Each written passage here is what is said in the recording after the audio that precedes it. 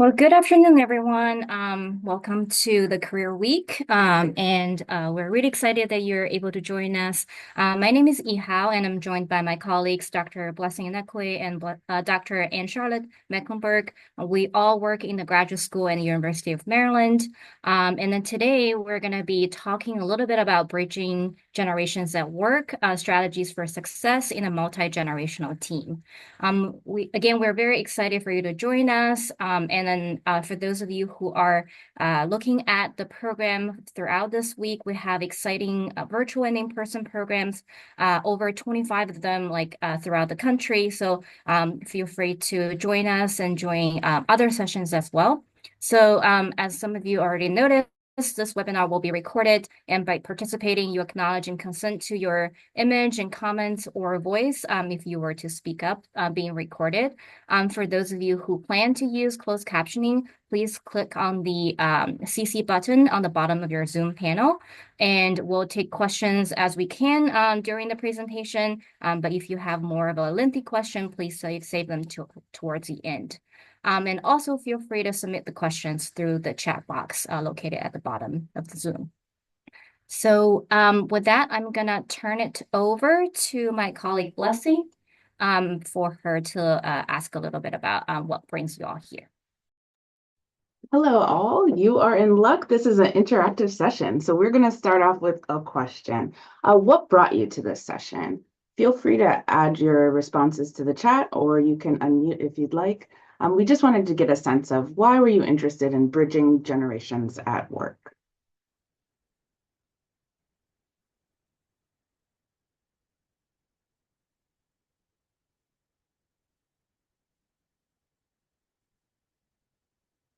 Check in the chat box.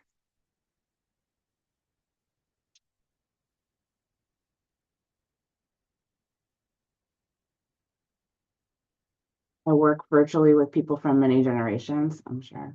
So it sounds like you're doing remote work, which is fun. Graduating soon and would like to learn more insights on the topic as you enter the workforce. Great way to start off. Recently began a new supervisory role. Thank you for sharing that. I'm a geriatric millennial. I want to connect with other generations and learn from different generations. I too, millennial. I find generational differences can create challenges in collaboration and managing expectations. We will be discussing some of that. Previous work with multi-generations and still find it difficult to navigate. Yeah, I think it's really interesting. We have quite a wider number of generations at the workplace during this time. So learning more about kind of what incentivizes folks and motivates others. I manage just two staff people in their 30s and one in their 20s, and report to a board of people in their 60s and 70s. So a lot to learn about expectations. Thank you for sharing all of these. I think that really does reflect kind of the various spaces that we're all in and trying to navigate as effectively and collaboratively as possible. I'll pass it over to Anne Charlotte. Everyone. Okay, the interactions continue. So we're gonna next do a brief quiz just to get the sense in the room of a very, very simple kind of communication situation. And see how our preferences might be similar or different to each other. So please feel free to fill out the poll. The question is, what's your preferred method of communicating with your colleagues at work? What do you like best, generally? All right, I'll give you maybe 30 more seconds to answer, and then we'll look at responses.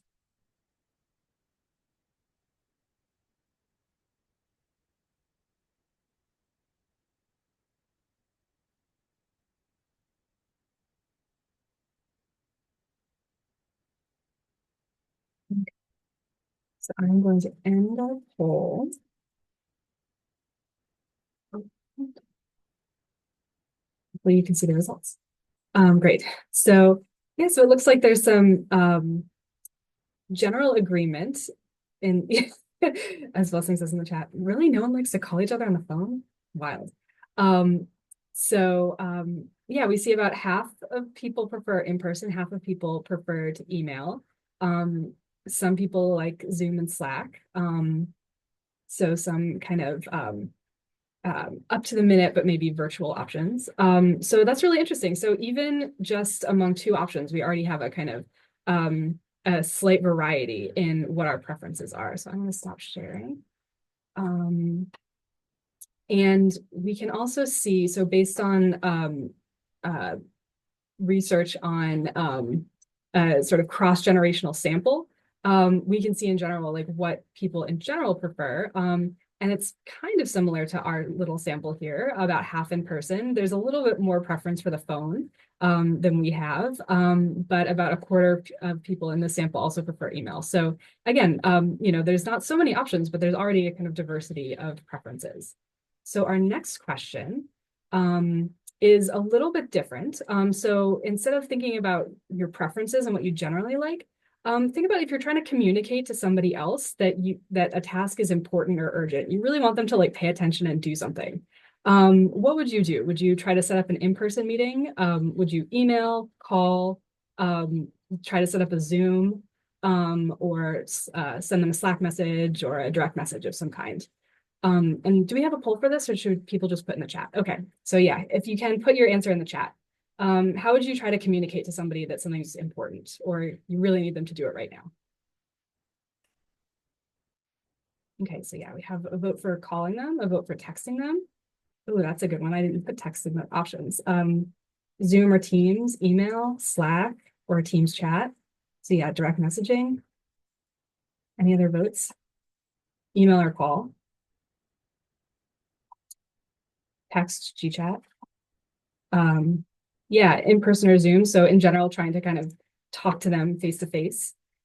Email, direct chat call, in person.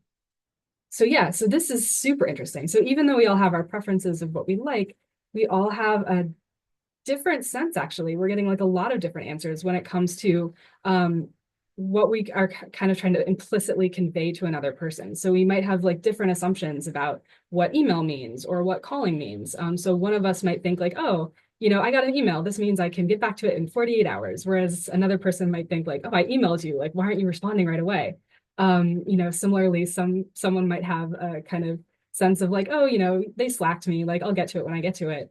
Whereas another person might, assume that means something urgent. So again, we're already seeing like we have a lot of kind of, even in this very basic question, a lot of sort of assumptions built in about what our communication methods might convey. And those assumptions don't always match up to other people's assumptions. As we'll talk about later about how to kind of ease some of those maybe communication burdens and make sure that we're being clear in communicating what we're really assuming about other people. So with that, I'm going to turn it over to Blessing for the next section. Yeah, so we're just going to do a quick kind of overview of what the generations kind of look like. We mentioned earlier that there's kind of a range of ages, and if we go to the next slide, we'll see the names or the terms that we might hear loosely, and what we can garner from when they were born. So we have very few folks, but there are still folks in the workplace that are part of the silent generation. So they were born anywhere between 1928 and 1945. We have baby boomers. I know we've heard this term a lot, especially in the most recent years as we hear about kind of the generational changes. And they were born anywhere between 1946 and 1964. We have Gen X, born between 1965 and 1980. We have the millennials, which were born between 1981 and 1996. We have Gen Z. We hear all about Gen Z, especially now. They were born between 1997 and 2010. And then looking forward, who we will be kind of entering into the workforce right about now, right? We have some 14-year-olds, maybe some 15-year-olds that are working in the different areas. They are Gen Alpha. So what we will know about them is kind of yet to be seen, but we'll take a little bit more of a glance at the different generations in the following slides. But first, we want to get a sense of, we heard about why you're here. We're trying to bridge some of those generational maybe gaps or divides. And in that, often there are assumptions that are made about people who are of certain age groups. So we wanted to get a sense from you, what assumptions have you encountered about your generation in the workplace? And that might be in the workplace or even in kind of popular culture. We often hear about boomers or millennials and Gen Z. So what are some assumptions that are made about your work or your work style? Feel free to add to the chat. I haven't heard any voices. That's fine.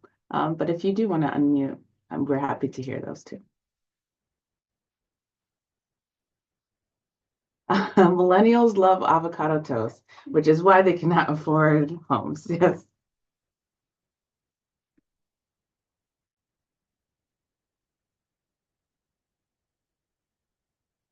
Any other assumptions? I have one. Yes, Simone. So I guess I'm a young millennial, and sometimes I have noticed that older or more mature professionals may ask for tasks such as like, can you help me with a PowerPoint, but then tell you that it's a learning opportunity, and they'll ask you to do some work for them that they may not, but they try to turn it around like you don't understand what you're doing, you know? Right. Like I'm going to mentor you through this project, where in fact you are probably the one with the expertise in that space. Yes, and probably doing an assignment that they were supposed to be doing. Oh, there's another layer to that. Okay, I see that. Yeah, okay. Thank you for sharing that. I see in the chat, Gen X, we expect a lot from younger workers, right? So there's like a certain level of productivity.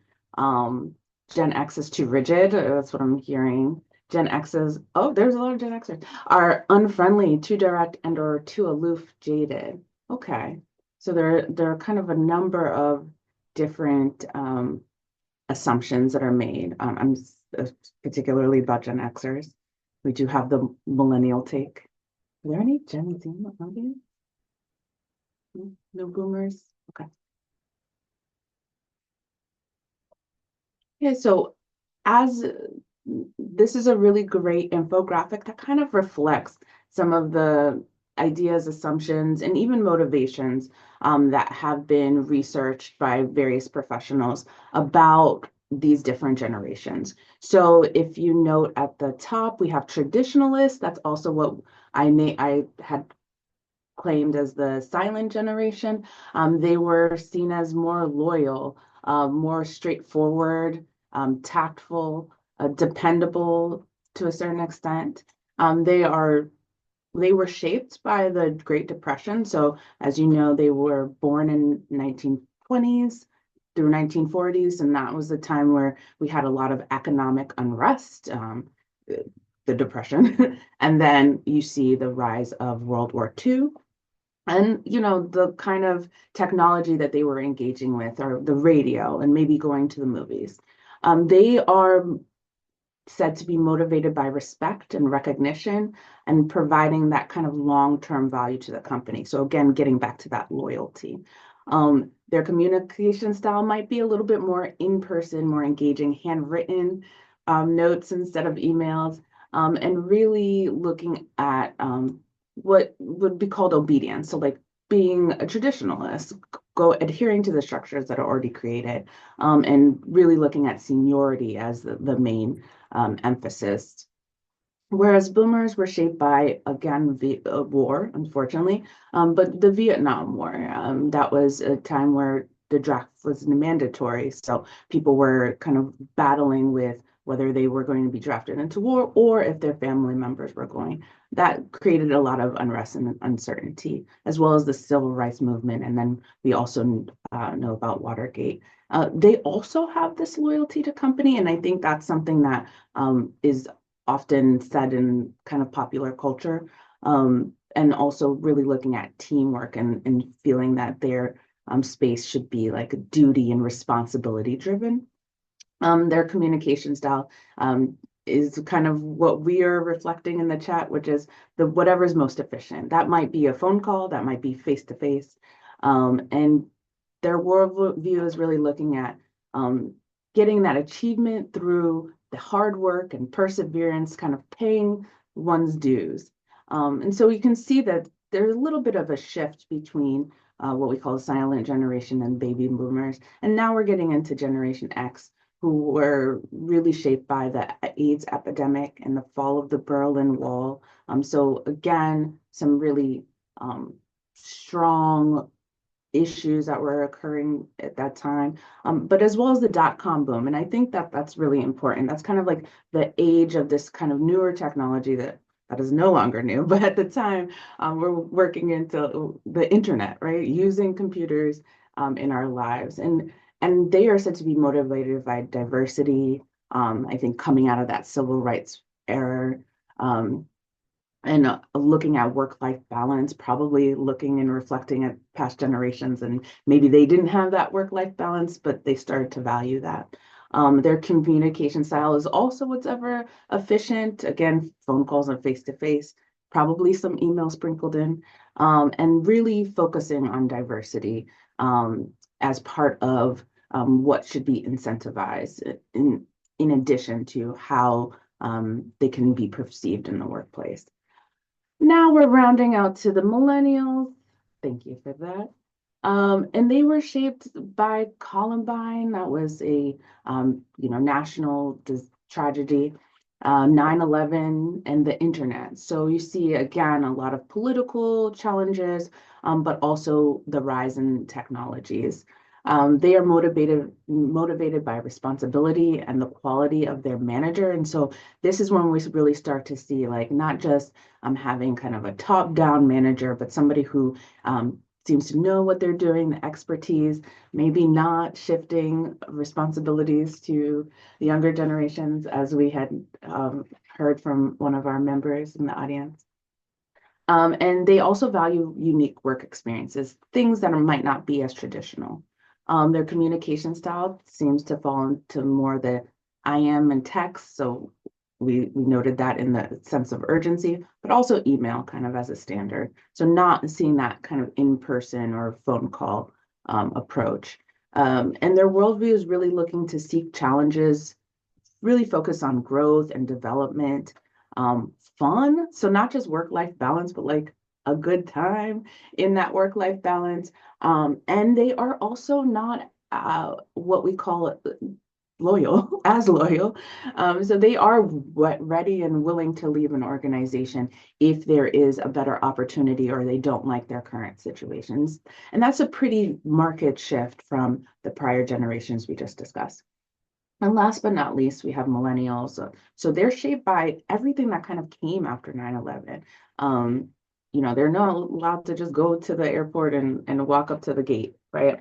The Great Recession had a major impact on them kind of as they are finishing out their high school careers.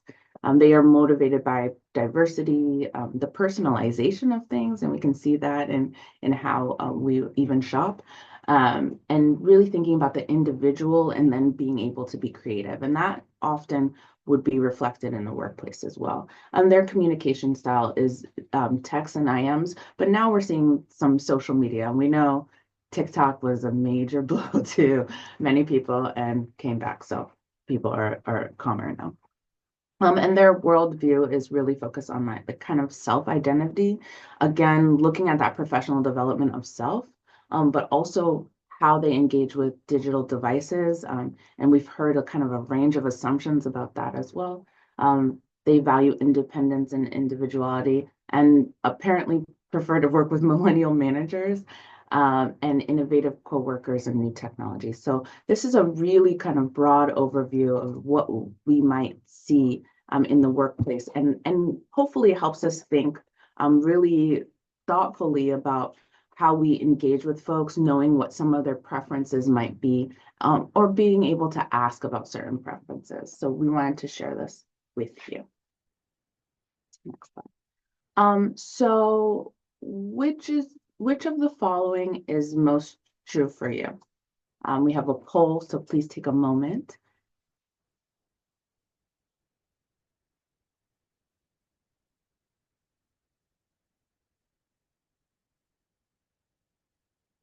The answers is kind of even. Okay, we got some new ones. I thought it was going to be evenly split. Okay. Give it like, ooh, oh, we have a couple more seconds maybe. Okay. So we have most participants. I think we can share the poll now.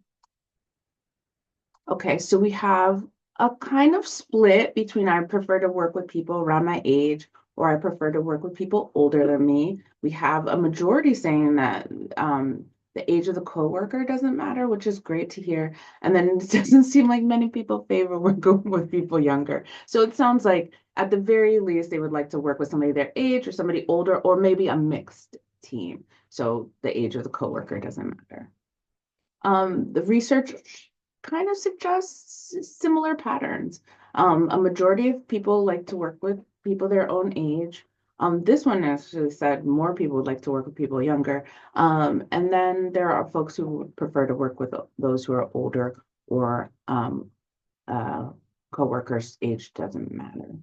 So as you can see, there's a wide range of sensibilities, and I think it's really important to be mindful about all of this as we're navigating the workplace and anticipating some differences in how we approach work and life. But then how do we help create space for those differences? Yeah. So again, a little bit more about the different generations. I think this kind of gets to Monique's point actually, but some of the assumptions that we make, what each of these generations believes to be their kind of highest skills. Again, the research shows that Gen Z look at their general computer literacy as kind of like their number one skill to bring into the workplace, as well as public speaking, communication, leadership, coding, and problem solving, and that's in order. So millennials, they identify their number one skill as communication. They also see themselves as problem solving, have general computer literacy, their social media skills. So you saw the rise in social media managers around millennial time and beyond, as well as analytical thinking and leadership skills. Gen Xers have said that their problem solving skills are not kind of their number one, then communication, general literacy, logical thinking, and leadership skills. So you see a little bit of a shift over the generations. And last but not least, baby boomers see their logical thinking as their number one skill, then leadership, public speaking, problem solving, and communication. And so you can see that the order in which they kind of highlight their skills is a little bit different. And so as we're going into the workplace thinking about, okay, if I believe my communication skills to be excellent because I am a Gen Xer, then how might that be different when working with somebody who is a baby boomer who might not have that ranked as one of their higher skills?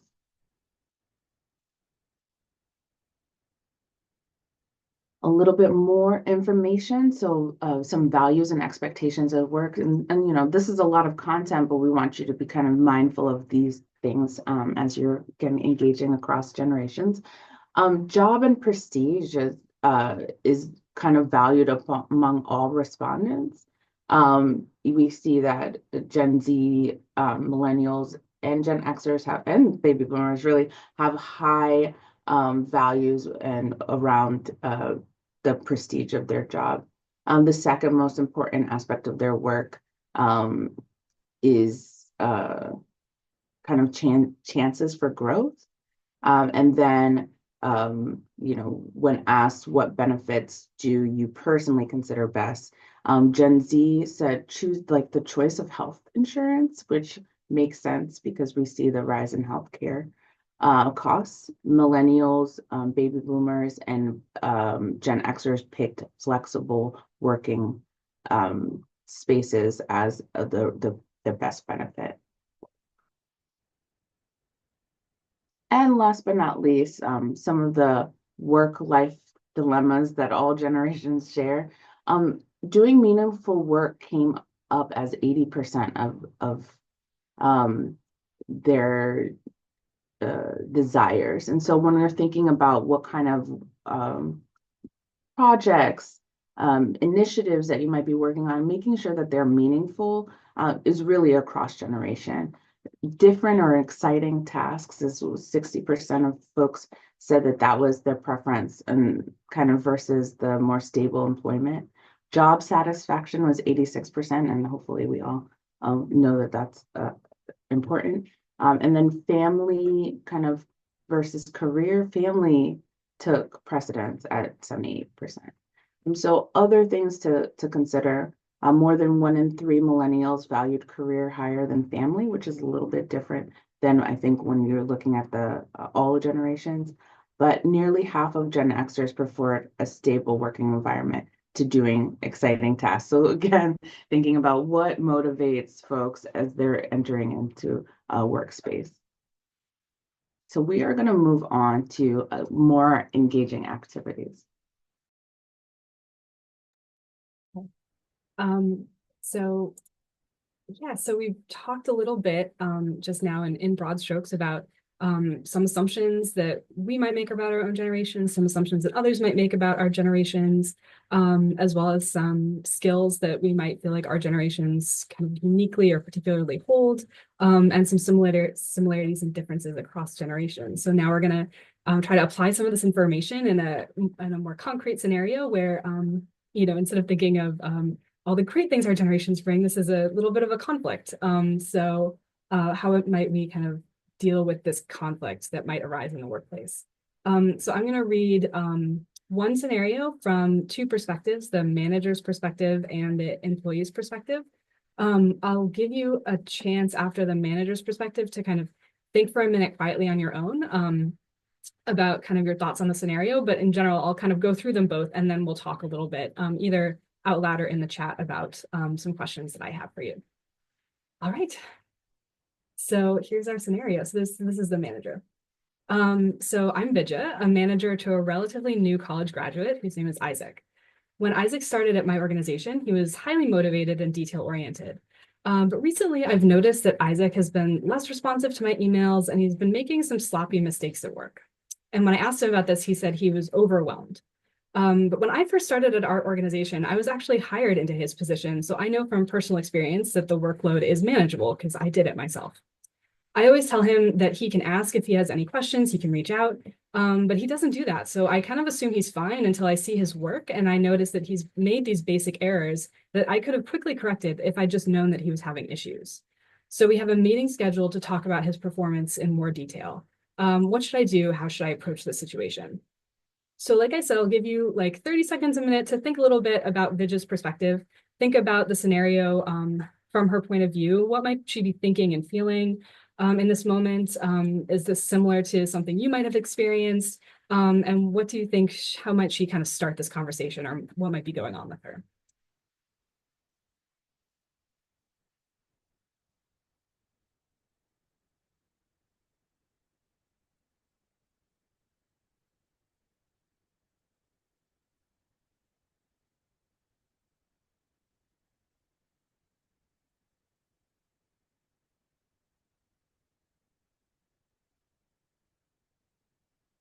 Okay, let's go to the next one. All right, so now we're going to hear Isaac's perspective. So I'm Isaac, a recent college graduate. I'm working for a great organization that's in my chosen field. When I started this job, I was determined to excel. I've always been a great student, and I know I have the skills to succeed in this field. But as time has gone on, I've started to struggle. Our team is remote, and there are some colleagues I've never met. I feel isolated, and it's really hard to ask for help when I don't know my colleagues personally.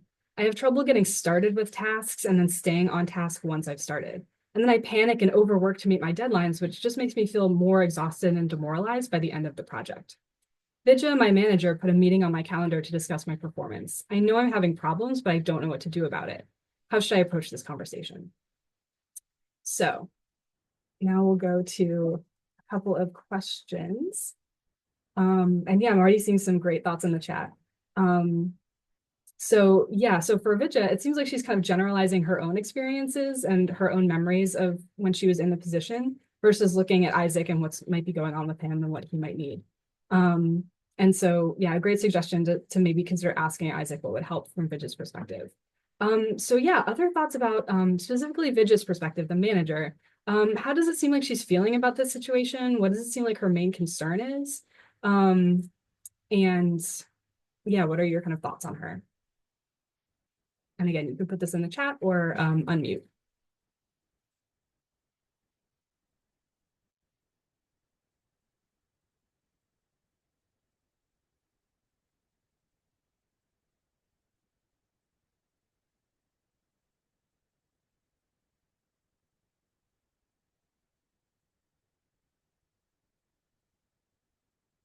Or if we don't have more thoughts on Vidya, we can also think about Isaac. So what does it seem like is going on with him? He talked a little bit about what he's feeling and experiencing. So what did you notice in that scenario that might be kind of contributing to some of his issues?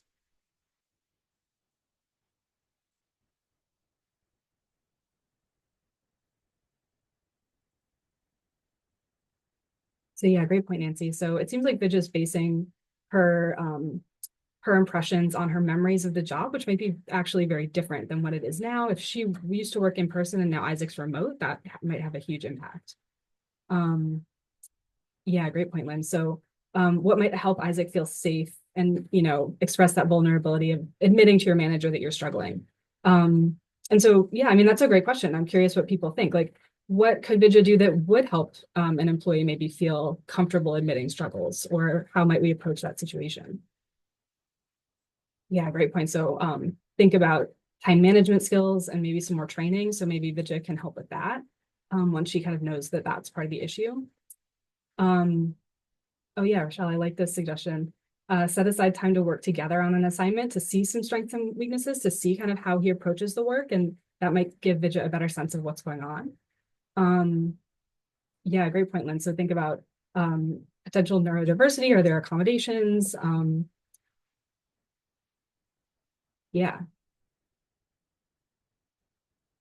Yeah, so these are some great suggestions about, some of the things that might be going on with Isaac, and that it seems like it's a little bit more complicated than just Fidge's initial perspective of like, what's going on with this guy? Like, why is he like struggling with this thing that I found easy? But instead, there's a lot of different reasons that could be happening and ways that she could approach it. So how might you all start the conversation? If you were in this situation, either as Vidya or Isaac, what would maybe your kind of like first uh, first statement be, your first question be, to maybe try to get at some of these issues that we've raised?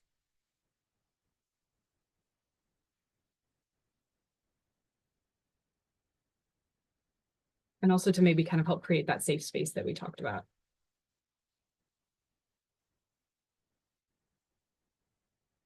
Yeah, great point, Tracy. So start by being kind of like open and general, check in on the experience, let him maybe kind of guide the conversation a little bit, at least at first, to see kind of what he comes up with. Maybe instead of, coming in with like, an accusation or like, clearly, I as Vidya like know what the problem is, and now we're going to talk about it from my perspective, like make sure we're leaving space for his perspective. Yeah, that's a great suggestion. Any others?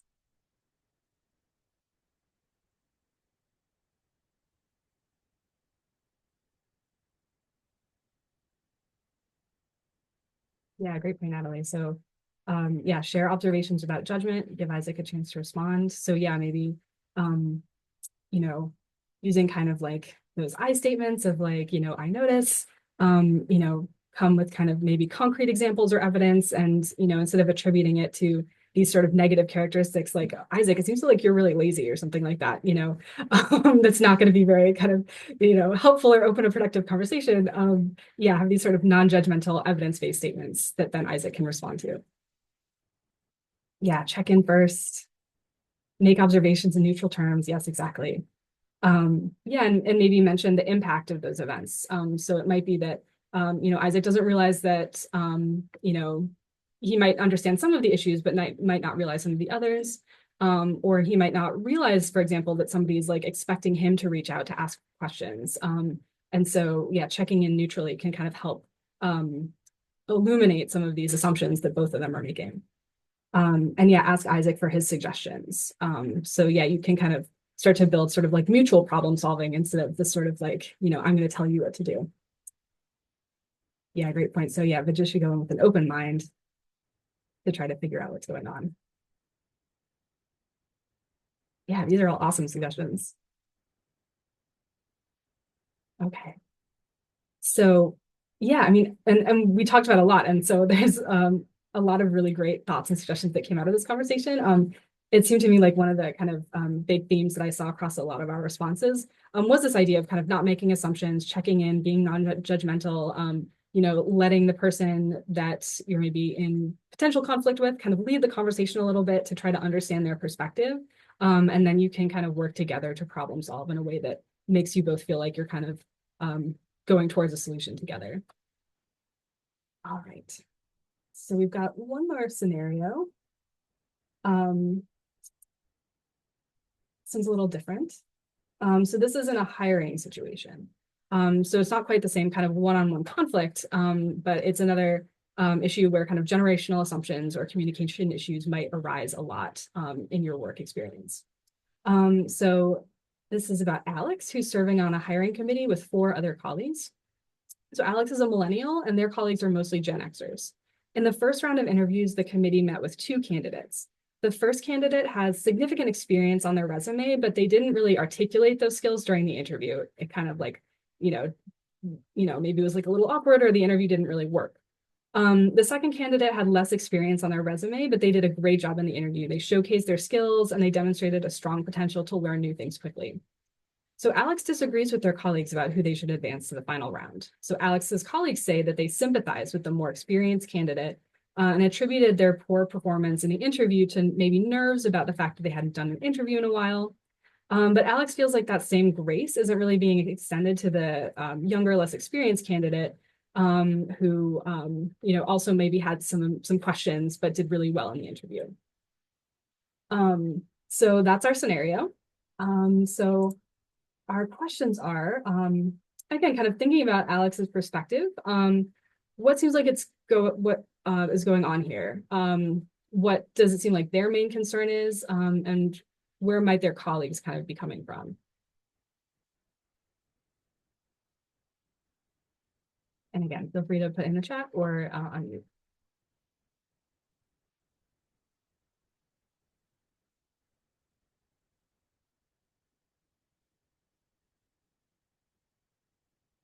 Yeah, so Alex's big concern is not ruling out younger members just because they have less experience. Or at least giving them kind of similar grace to other candidates. Yeah, what about the colleague's perspective? What is it, what might they be kind of thinking or feeling in this moment?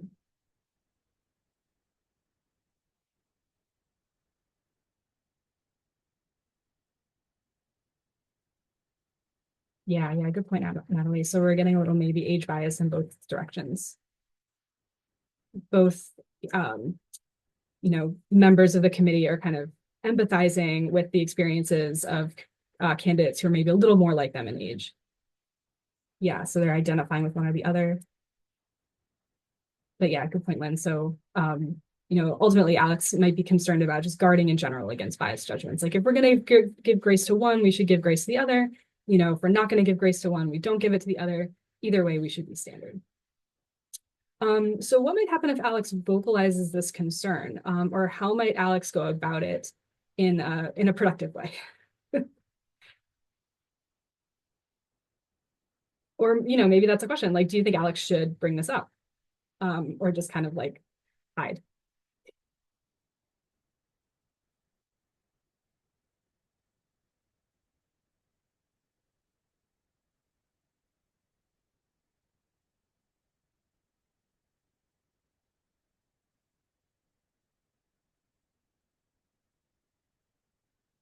Okay, yeah, so Alex should bring it up.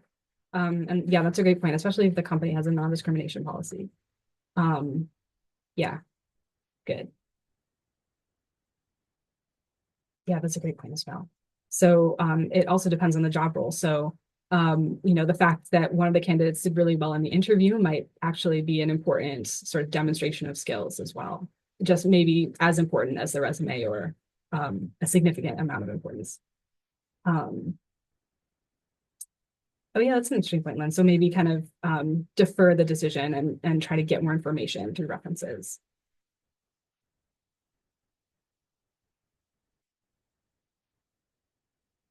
Oh yeah, I like this point. So yeah, so maybe instead of kind of like accusing the committee members, Alex could say like, hey, can we like maybe just go back to our basic definitions of like, what are we looking for? What are the qualities and skills?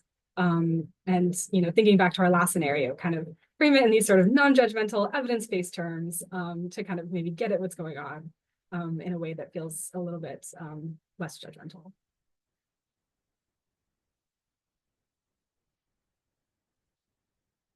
Yeah, these are great suggestions. Any others before we move on?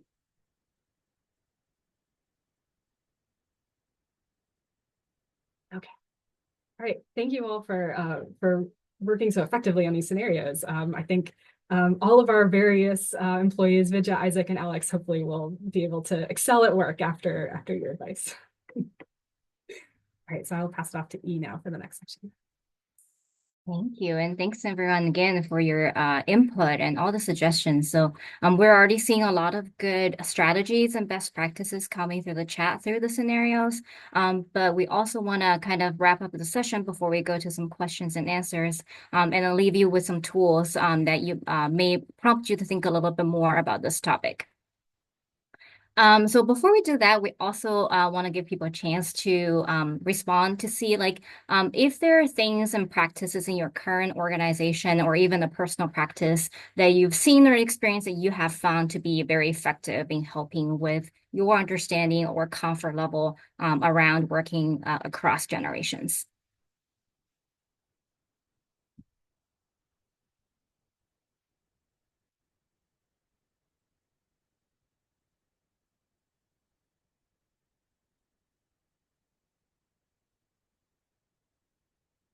One-on-one sessions. Yes, that's a great opportunity to build rapport and understanding with other folks that we're working with. Food brings everyone together, absolutely.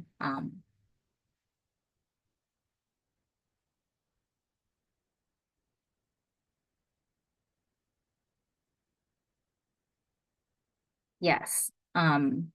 I think just to different people's preferences nowadays offer kind of a variety of food preferences and choices as well as beverages. Absolutely, thank you. Anything else? Charity events, yes. Something that's meaningful, that's supporting the community. That's great. Team building sessions like visit to places, absolutely. So that there is like a shared goal or shared experience and people can talk about after the event is over. But you also have more opportunities to chat about maybe things that are not work related to really get to know one another. Okay, there is a comment about from my Gen Z staff member. We have a Google Doc that's our weekly recap. So we remember to go over status updates on ongoing task review, current recent projects, and look at how new projects can fit into the overall workload of the week. And that's a great suggestion, right? For those of you who are supervising or being supervised by other people, sometimes in one-on-one meetings, a lot of things can be discussed, and if there's no documentation or note taking, it can be a lot of burden for one party versus the other to remember and check in and all that. So it's great to have that check-in meeting so everybody's clear, and also will set the team up for success before the new week starts. And relationship building. And I think one of the things that we talked about too, and the reason why we're here is also participating in training in related topics to really increase our knowledge and sometimes even expand our vocabulary about these kind of topics. Great comments. So I'm gonna kind of summarize some of the sessions that we talked about and just make some, put out some reminders for all of us, right? We know that from the scenarios, some of you already talked about that it's important that in a lot of workplaces, there are non-discrimination policies. And then also, I think for many of us, or most of us, we want to be we don't want to be labeled or stereotyped into certain things, right? And then that's like a shared sentiment that we can all relate to. And then, whether it's stereotypes or even sometimes microaggressions can really leave like a really kind of a negative feeling that impacts someone's kind of not just their work performance, but how they may kind of think of their like their approaches to work or how they even show up at work. And then I think from earlier slides, we talked about different generations also bring unique strengths, right? Because of their unique upbringing. So recognize one another's strengths, maybe utilizing instruments such as, Strength Finder or other kind of test out there as a team building exercise to talk about how these different strengths or areas of growth may be handy in different situations, right? Because sometimes our strengths can also be our greatest hindrance when we find ourselves in a situation that may rely on different other kinds of strength. And then really inspire each other to grow. And I think we saw this in the manager and supervisee situation where there's a lot to learn from these like potential conflicts or situations where it requires further investigation, right? We all make assumptions based on our lived experiences and what we know best about the world. But really everybody has an opportunity and something unique to teach one another, and then continue to be respectful, flexible, and understanding because the world is constantly challenging all of us in different ways. And I think from the very first slide that we also talked about kind of like we just have so many communication preferences nowadays and styles, right? So as all of us are trying to think about how we engage in our work and how can we be our best selves at work and how can we be productive, kind of adopting to varied communications, especially when you're working with other people, can be super helpful. And then we want to break this down to kind of for those of you who already have like a manager or supervisor role, and when you're thinking about maybe making decisions and making changes in the roles that you are in, some of the ways because you have that positional power or authority that may actually facilitate more of a multi-generational environment for all of the team members. So some of the things that we already saw from the case study, right, is really thinking carefully about recruiting strategies when it comes to evaluating candidates. What is some of the strategies so that you can get a really diverse talent pool, and we mean diversity in all kinds of ways. And in particular, in this case, we're talking about different generations, right? And then promote inclusive work culture and encourage respect, encouraging those kind of vulnerable moments so that team members feel comfortable in sharing and connecting with one another before making assumptions. Stay attentive to your team's needs, especially during times where there may be kind of, personnel changes or budget cuts or things that are kind of at risk or very high stake for your team members. And then really, I think as we talked about the generational shifts from kind of like the silent generation to Gen Zs, I think all of us also have grown more accustomed to like having something that really works for me and thinking about, from the organizational perspective, I understand how my position is structured, but also I want to know a little bit about like how my own kind of aspirations and goals and values play into those organizational related tasks and goals.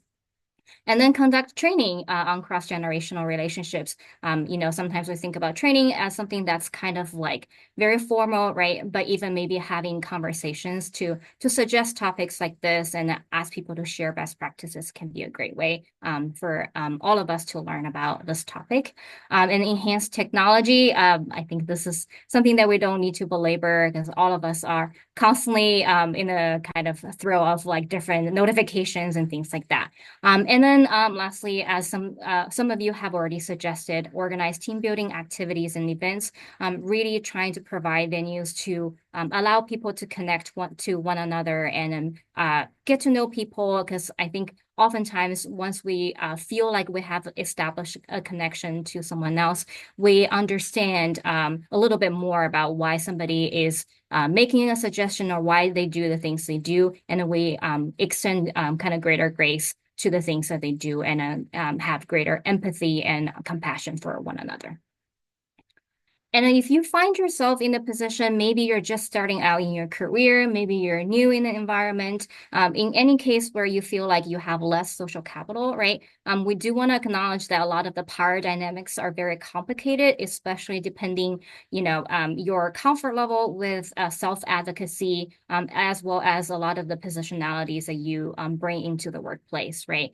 So some of you also made great suggestions already about for people when you feel like you have less capital, know that what your rights are within an organization, know the policies and procedures, especially around accessibility and inclusion, can really be a source of support and make you feel empowered. And also know, if you can have allies or mentors and people that you can go to if like a third party opinion is needed. And then the next step is to really practice your approach and identify mutual goals. A lot of things that we talked about can be potential kind of conflict area related things, right? And I think conflicts make all of us like uncomfortable in some way. And it does take practice to think about, why do I feel uncomfortable in this situation? And what are some of the things maybe that I will be able to do in my power? And then think about where I can gain resource and support to kind of navigate these different situations. And then finally, some key takeaways, right? I think we all acknowledge and research has shown that there are just so many benefits, and a lot of us agree about having multi-generations at work. And it increases our knowledge sharing, allow us to be more kind of productive, and also allow us to tackle different problems from different angles. And then really that kind of like cross-generational friendships at work can be really, really powerful when you have that. And then, whenever generation, I think there are some assumptions that we bring, right? We want to think that, every generation is different, but we also saw from data that there are things that are shared by different generations. So in the end, while we're different, we also have a lot in common, so such as job prestige. And I want to take an educated guess to think that we all want to feel valued that, right, in the work that we do, that we have meaning to provide to the work that we do. And then the differences, and especially in the case that we kind of provided, sometimes these differences can allow us to think more thoughtfully about how we want to approach things. So something to keep in mind is that older generations tend to rate their skills lower than the younger generations do. This may be resulting from our culture about, people are growing more comfortable in promoting themselves in a confident manner, right, using social media. And then younger generations being more empowered to share about themselves and what they believe themselves to be true. And then lastly, right, I think in this era that we all want to practice cultural humility, and then some of the things that we're talking about really get to the foundation of leadership skills. And no one is born to be a leader. We all can grow in different ways to have better skills in navigating all these differences, right? So while many of us are invested in this topic, I also want to acknowledge that it takes some time and effort to continue to learn about these different areas and allow yourself to really maybe like even make mistakes, right? And it's really important about how we bounce back from those mistakes, because in the end, it's the people that we work with, and we want to continue to engage with them and then show that we care about each other in the workplace. So with that, I think we can stop the recording and then open it up to any